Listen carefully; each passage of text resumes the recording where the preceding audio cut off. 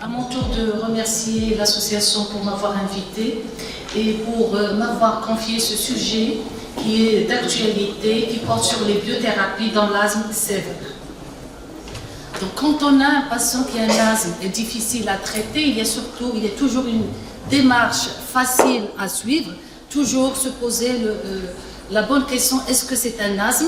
Donc il faut le confirmer et éliminer les autres diagnostics, vérifier l'observance thérapeutique ainsi que la technique d'inhalation, rechercher et prendre en charge et les facteurs de risque et les comorbidités pour ensuite optimiser le traitement. Et si le patient reste non contrôlé malgré toutes ces démarches, là on est devant alors un asthme sévère.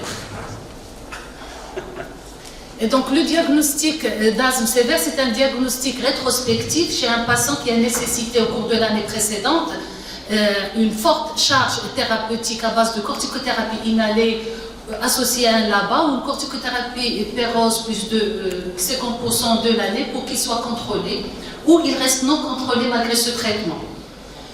En sachant que le non-contrôle, il est défini sur les symptômes, sur les exacerbations qui nécessitent des cures de corticothérapie orale de plus de 3 jours, ou bien qui nécessitent une hospitalisation, ou bien sur la présence d'un trouble ventilatoire obstructif persistant. Alors, Gina, elle a reformulé cette définition. Elle préconise de ne plus faire référence aux paliers parce que ces paliers ils changent au fil des temps, et donc elle définit l'asthme sévère comme un asthme qui, malgré une forte dose de corticothérapie inhalée associée au LABA, malgré une bonne adhérence et un bon traitement des facteurs de risque et des comorbidités, il reste non contrôlé ou bien il s'aggrave dès qu'on dégraisse cette charge thérapeutique. Et donc cet asthme sévère, comme vous le savez, ne représente que 3,7% de tous les asthmes, mais il coûte plus cher et il est responsable d'une mortalité élevée avec des décès lors des exacerbations. Et c'est cet asthme sévère qui a bénéficié des progrès thérapeutiques. Donc dans l'asthme sévère, l'inflammation est très hétérogène. Donc dans l'asthme allergique, l'inflammation elle est initiée par l'allergène qui va être capté par une cellule dendritique puis qui va activer le lymphocyte Th2, et cette activation de lymphocyte Th2, on aura libération des cytokines, notamment l'interleukine 4 qui va agir au niveau des plasmocytes pour la production des anticorps, des IgE spécifiques qui vont se fixer alors sur les cellules effectrices, les mastocytes. Et tout contact ultérieur avec le même allergène, on aura un potage au niveau des IgE et on aura alors la réaction inflammatoire. Autre interleukine, entre cytokine qui est larguée, c'est l'interleukine 5 qui va intervenir dans le recrutement, l'activation et la différenciation des éosinophiles. Et puis on a l'interleukine 13 qui va agir au niveau du muscle lisse bronchique, qui est responsable des lésions de remodelage, des lésions d'épaississement épithélial et de sécrétion du mucus et de production du haineux. Alors dans l'asthme non allergique, là la réaction allergique elle est initiée par un polluant ou par un microbe, et donc là on aura vu l'atteinte de l'épithélium bronchique, on aura la libération des alarmines qui sont les TSLP, l'interleukine 33 et 25 qui vont activer la cellule lymphoïde innée, et cette cellule lymphoïde innée elle va libérer l'interleukine 5 qui est responsable de l'activation et de différenciation des éosinophiles, et aussi elle va larguer aussi l'interleukine 13 qui va agir sur le muscle lisse bronchique.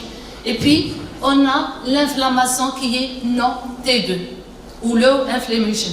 Alors là, on ne connaît pas l'origine de la réaction inflammatoire, mais on a une libération des alarmines qui vont agir au niveau des lymphocytes T. Il y aura une activation vers le T17 et le TH1, et avec un accru des polynucléaires. Et donc en se basant sur cette physiopathologie, donc on a dans l'asthme sévère 2 phénotypes. Il y a le phénotype inflammatoire T2, qui soit allergique ou non allergique, et on a le phénotype non T2. Et donc, pour approcher le phénotype inflammatoire, est-ce que c'est un T2 ou non T2, il faut toujours chercher les biomarqueurs de l'inflammation type 2. Et donc, ces marqueurs, c'est soit une éosinophilie sanguine supérieure à 150 et ou une fraction expirée de NO supérieure à 20 et ou une éosinophilie au niveau de l'expectoration supérieure à 2% et ou une preuve d'une sensibilisation à un allergène per annuel. Alors le problème qui se pose, c'est que les éosinophilies et le phéno, ils sont variables, ça varie dans le temps et même sous corticothérapie. Donc il est préconisé de les répéter jusqu'à 3 fois, au moins après 1 semaine à 2, après l'arrêt de corticothérapie orale ou bien après réduction de la corticothérapie orale. Et donc les biothérapies dont on dispose actuellement, ils vont cibler ces médiateurs de l'inflammation. Et donc les biothérapies dont on dispose actuellement, ils vont être dirigés vers les anticorps, vers les IgE, vers les IL4, c'est les anti-IL4, vers les anti-IL4-13, et enfin, le dernier nouveau arrivé sur le marché, il va être dirigé vers la TSLP. Donc, on a récemment une anti-TSLP qui vient d'être commercialisée aux États-Unis. Alors, la première biothérapie, c'était en 2004, c'était l'omalizumab, et bon, il fallait attendre 10 ans plus tard pour avoir la première anti-IL5. Et puis, une année plus tard, on a l'anti-IL5 par voie intraveineuse. Et 2 ans plus tard, on a l'anti-IL5 récepteur. En 2020, on a le dupilumab, l'anti-IL4R. Et en 2022, comme je viens de le dire, on a le tezepelumab. Et donc, ces progrès thérapeutiques qui sont là pour aider au contrôle de l'asthme. Et on espère que ça ne va pas s'arrêter là, qu'on aura d'autres molécules dans l'avenir. Donc, on va voir la première biothérapie qui a été développée, c'est l'anti-omalizumab. Donc, cet omalizumab, il va se lier avec les IgE circulantes, ce qui va empêcher la fixation de ces IgE sur les mastocytes, et donc ça va bloquer la réaction inflammatoire. Et le biomarqueur de ce profil allergique, c'est la sensibilisation à un allergène perannuel, soit par un test cutané qui est positif, ou bien par la recherche d'un IgE spécifique. Donc il y a plusieurs études qui avaient confirmé l'intérêt de l'omalizumab. Il y a cette grande étude à gauche européenne et l'étude à droite qui est américaine, et toutes les deux avaient montré une réduction des exacerbations chez les patients ayant un asthme sévère allergique.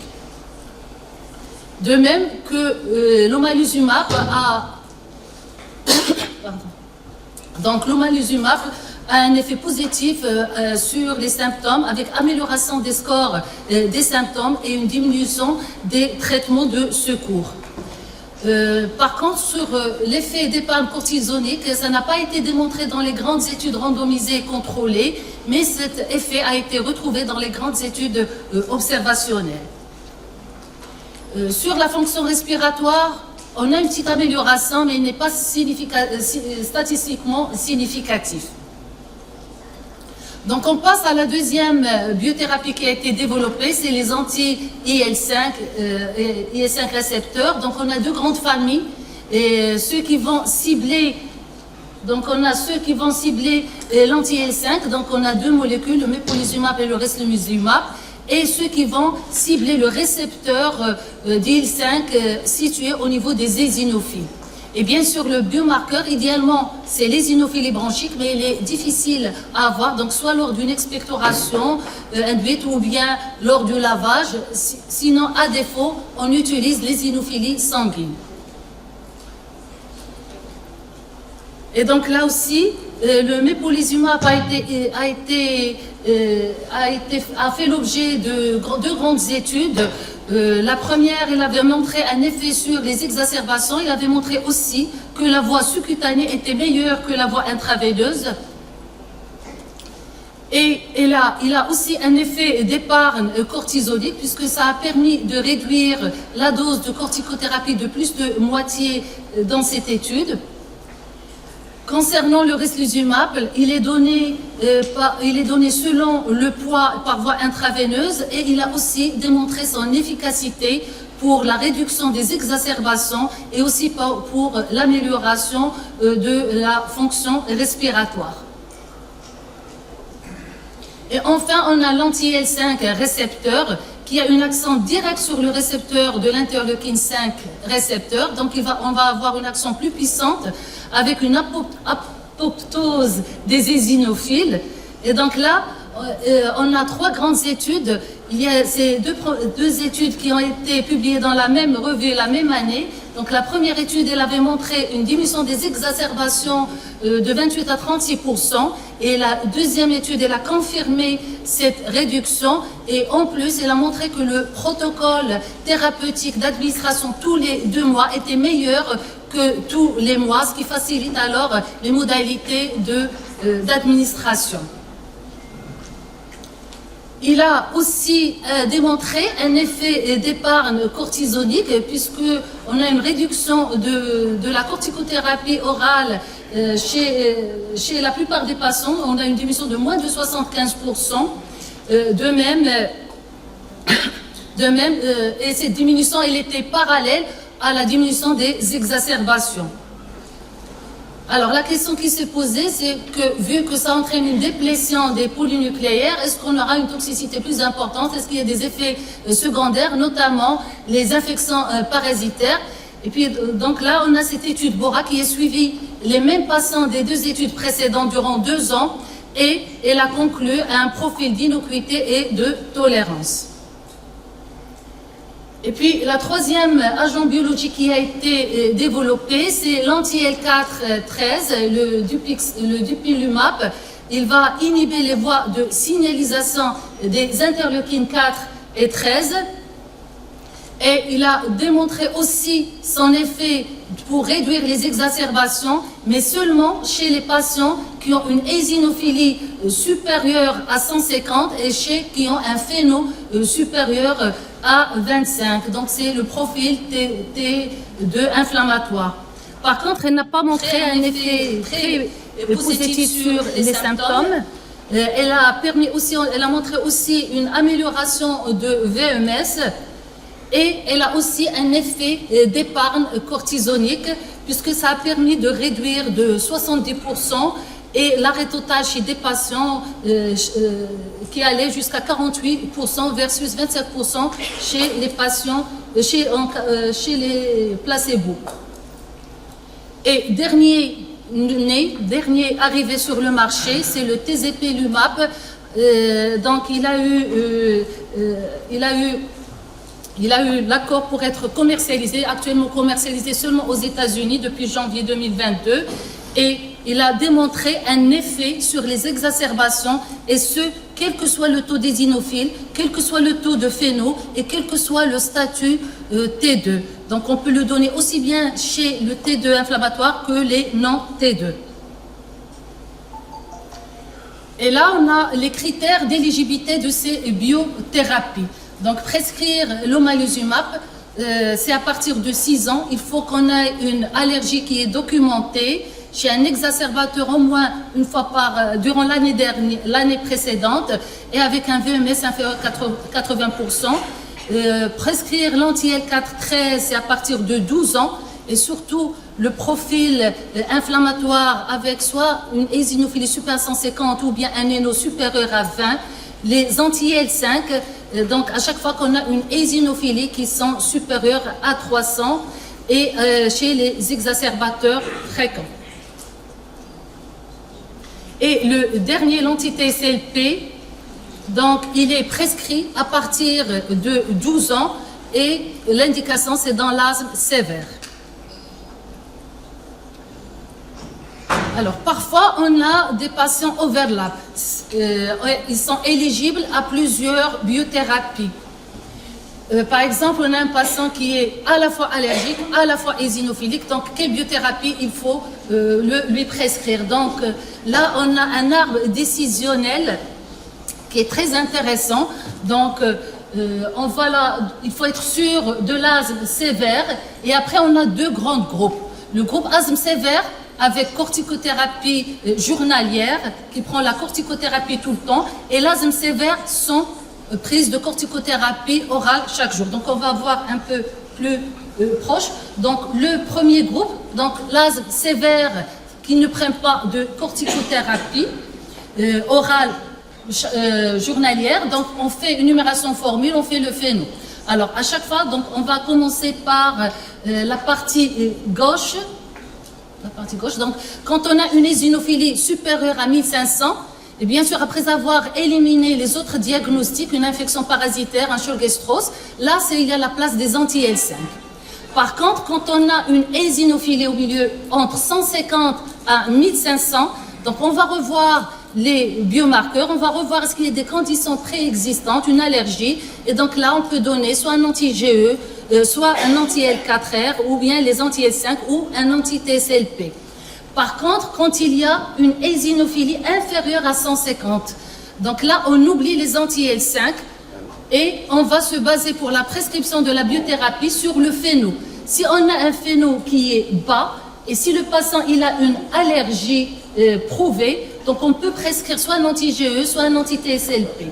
Sinon, on a la place ici de l'anti-TSLP. Par contre, si on a un phéno qui est supérieur à 25 et en présence d'une allergie, donc à chaque fois qu'on a une présence d'allergie, il faut privilégier les anti-IgE. Donc on peut prescrire soit un anti-IgE, soit un anti-IL4, soit un anti-TSLP. Sinon, s'il n'y a pas d'allergie, ce qui nous reste, c'est les anti-L4R ou les anti-TSLP. Là, c'est pour les patients qui ne prennent pas de corticothérapie orale au long cours. Pour les patients asthmatiques sévères avec une corticothérapie orale quotidienne, donc là, on va voir le taux des éosinophiles. Si on a une éosinophilie qui est basse, donc là, c'est seulement on prescrit les anti-L4 récepteurs. Sinon, si on a une éosinophilie qui est élevée, donc là, en plus des anti-IL4, on prescrit les anti-interleukine 5. Et donc, toujours suivre le patient sous biothérapie, donc revoir, apprécier la réponse au bout de 4 à 6 mois. Soit on a une bonne réponse, et donc chez les patients qui ne sont pas corticodépendants, la bonne réponse, elle est définie par la diminution des exacerbations, par la diminution des symptômes et l'amélioration du contrôle de l'asthme. Donc là, on continue le même traitement.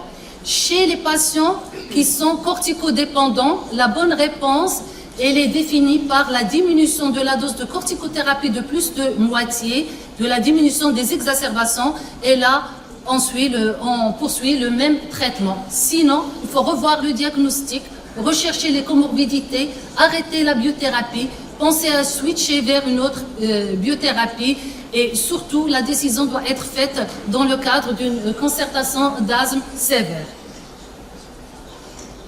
Donc, quand on veut prescrire une biothérapie, pour qu'un traitement marche, il faut bien sûr le donner au bon patient, donner le bon traitement au bon patient. Donc, j'insiste là pour qu'il faut vraiment sélectionner les vrais asthmes sévères.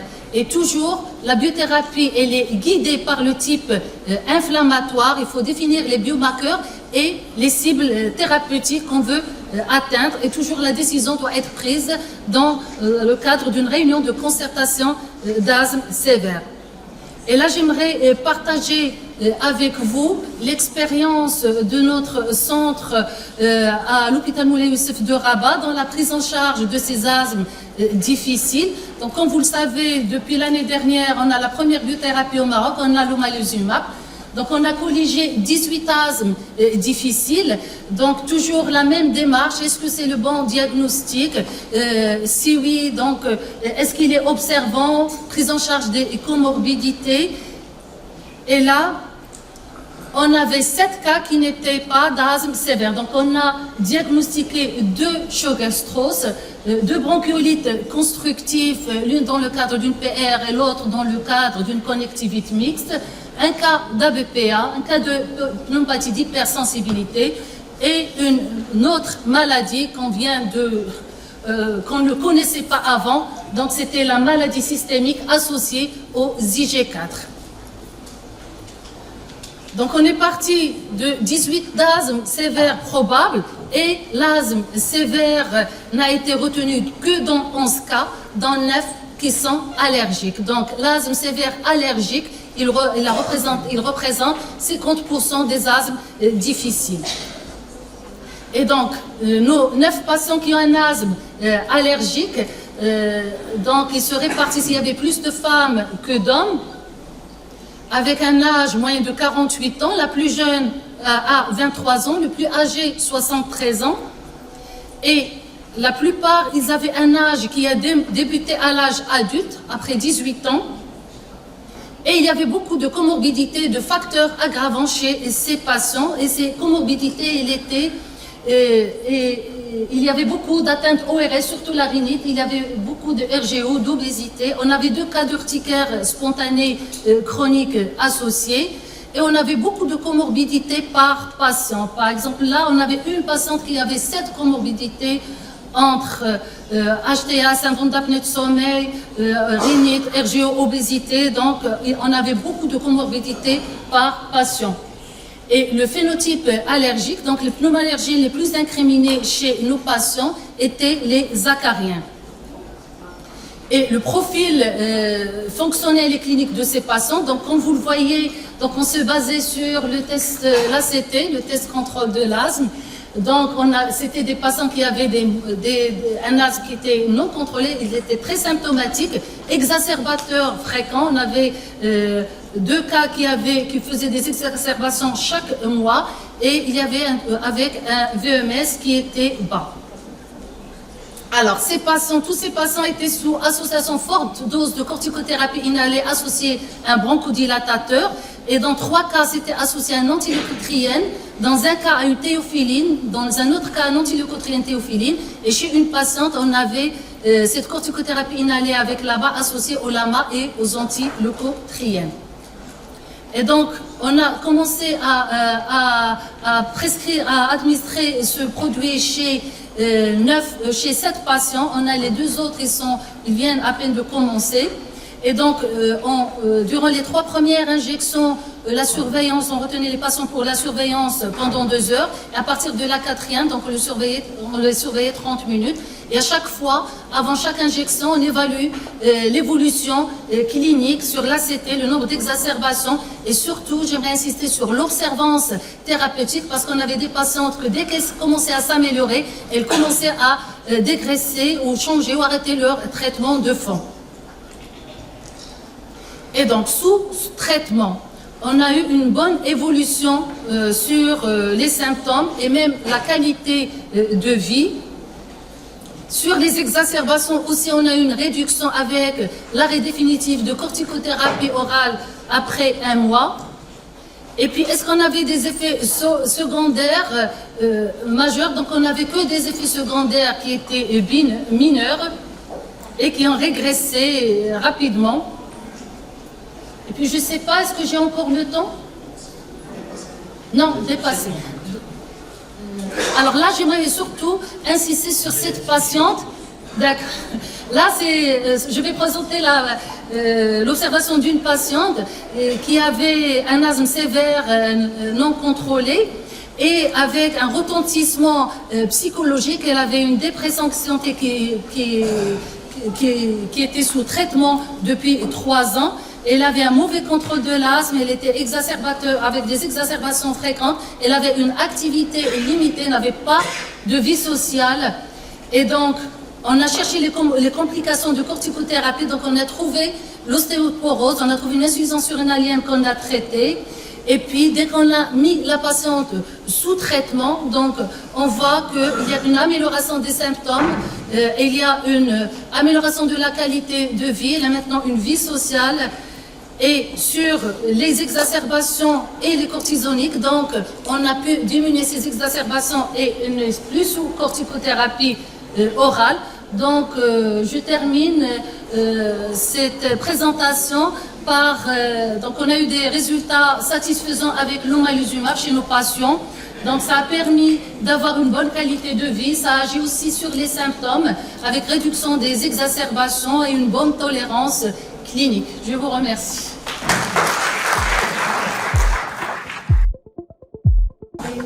Maintenant, votre présentation, parce que j'ai parlé hier des biothérapies dans le cadre de l'infection tuberculeuse latente, et je voulais vous poser la question, faut-il demander un incident minimal à la recherche d'une infection tuberculeuse latente juste chez les asthmatiques que l'on envisage de mettre sous biothérapie dans le cadre de l'infection tuberculeuse latente? La question. C'est des patients qui sont immunodéprimés, qui risquent de faire des infections sévères ou une infection opportuniste tuberculose.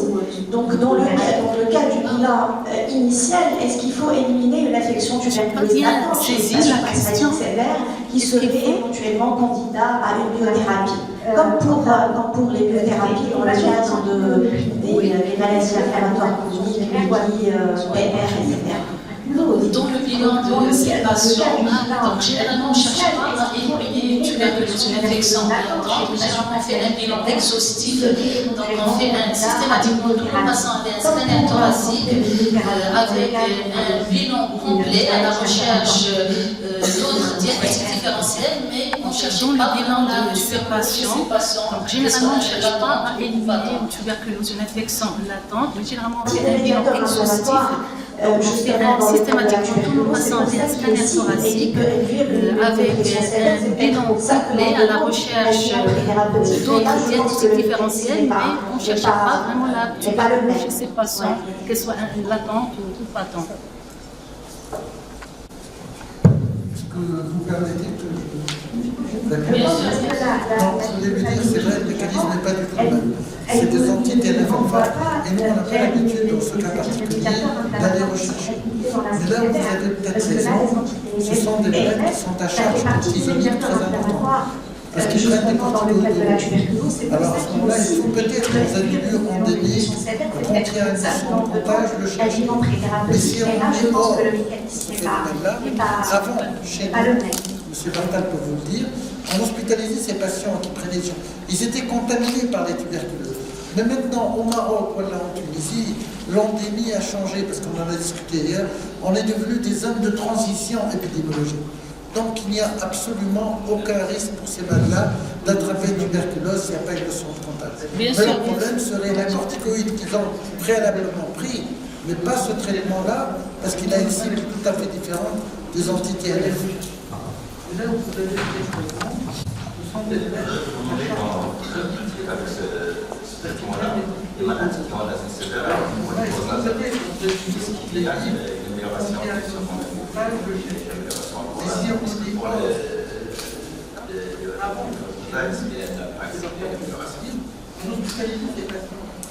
on a une patiente qui a une polymyose nasale, mais elle a un asthme sévèrement allergique. Donc on n'a pas utilisé cette thérapie chez elle. Les autres, ils ont simplement une rhinite qui s'améliore avec le temps. Il y a deux patients qui avaient une urticaire chronique spontanée aussi qui s'est améliorée de façon spectaculaire. Mais la polymyose nasale, on n'a pas dans notre groupe de cas de polymyose nasale avec un asthme allergique.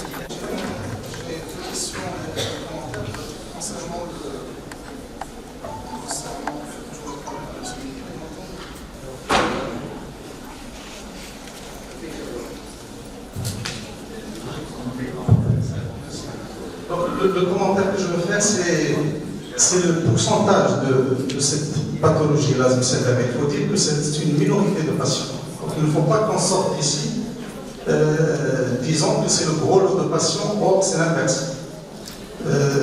Si vous voyez la littérature, lorsqu'on est devant un asthme difficile à traiter, il s'adresse uniquement au palier au step 4-5.